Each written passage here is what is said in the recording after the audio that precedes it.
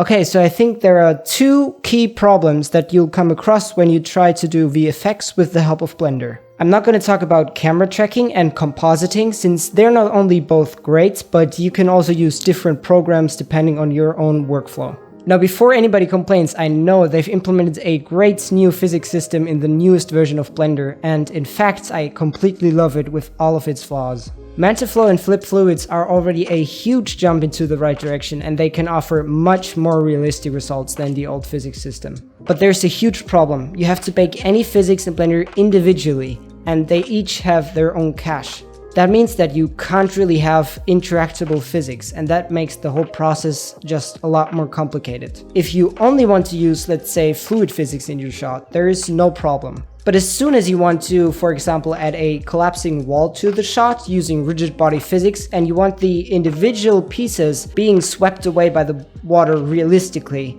you can't really do that, since you have to bake one of the two physics systems before the other. Of course, you can always cheat by animating things manually, but that is, well, cheating, and you're not gonna get completely realistic results. Also, Blender, please add fluid color attributes. We have color mixing in smoke, but no mixing liquid. Blender, please fix. The second problem I have is really specific, but also really important. Let's say we want to add fire to this shot.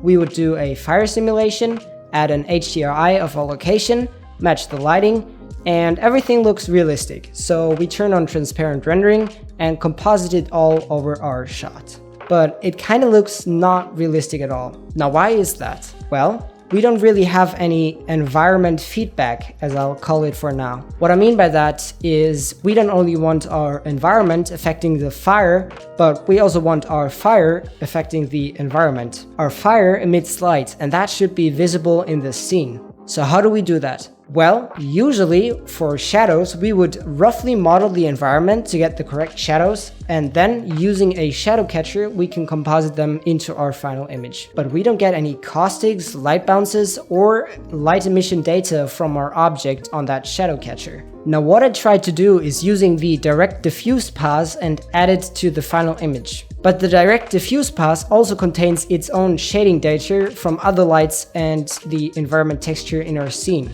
And that exactly is the problem. We don't have a way to get shadows, caustics, bounces, or light emission data from just that one object to be able to add it to our final shot. I do have a suggestion on how to fix it though, which is to look at Unity's layering system, where certain lights can only affect certain objects. Maybe it could be combined with Blender's collection system to be able to effectively exclude some lights or our environment texture from our environment feedback pass. But rasterization and ray tracing are two completely different types of rendering, and I don't know in detail what is possible and what isn't. So all I can say is Blender's open source. If the Blender team's not working on it, maybe this video reaches somebody that's actually smart enough to fix all of my complaints and check all the boxes.